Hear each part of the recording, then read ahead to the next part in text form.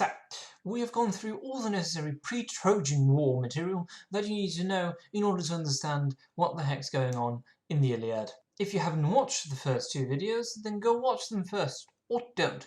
It's not like I care if you want to understand this motherfucker of a story or not. As some of you might know, the number of characters in this poem is from 1 to the sum of all the hydrogen atoms in the sun. Therefore, I will start by giving a short introduction to all the major heroes and gods who are part of this story.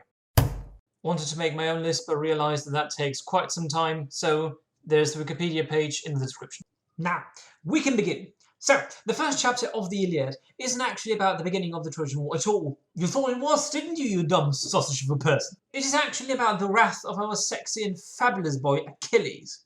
So prank on you! I hope you hear Homer laughing in your ear when you go to sleep today, because I sure did. So, as I said before, the Iliad starts out in the last year of the Trojan War. That would mean the year 9th of the war. On the stage, we have King Agamemnon, Chryses and Chryseis. Chryses, being the sassy high priest of Phoebus Apollo, demands his daughter Chryseis back, who is at this point doing a bloody great job at being a slave for Agamemnon. For the safe return of his daughter, Chryses offers the king gold and riches in return. He even shows his sassiness by reminding all the Greeks, who at that point are listening in suspense, that Apollo always hits his mark with his bow.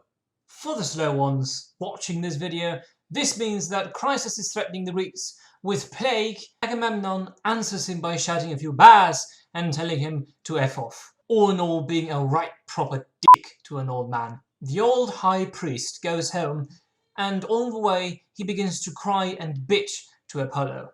Apollo hears this, and after having a talk where they both bitch about the Greeks, Apollo shoots his arrow, which is the embodiment of a plague, to the Greek camp. Achilles, being the only one with testicles of steel, gathers all the Greek fighters and bitches about the stupidity of Agamemnon in front of his face. On the word of the priest Calchas, Achilles argues that Chryseis needs to be given back to her father so that they don't all die of the plague Apollo has sent them. Agamemnon, being the right dick that he is demanding that Achilles give him one of his slave girls in recompense for Chryseis. After some time, where Agamemnon takes some more cheap shots at our boy Achilles, he decides that the only rational thing is to murder Agamemnon. But before he manages to draw his weapon to kill the king of Mycenae, the goddess Athena comes down from Mount Olympus. She more or less gives Achilles a smack in the face and tells him that his idea is the stupidest thing she has heard in a long while. So he quits trying to kill Agamemnon and goes back to his tent. After some further discussion between Agamemnon and Nestor, Agamemnon decides to send Chryseis back to her father and send some more soldiers to get Chryseis, that being Achilles' slave girl, from Achilles' camp.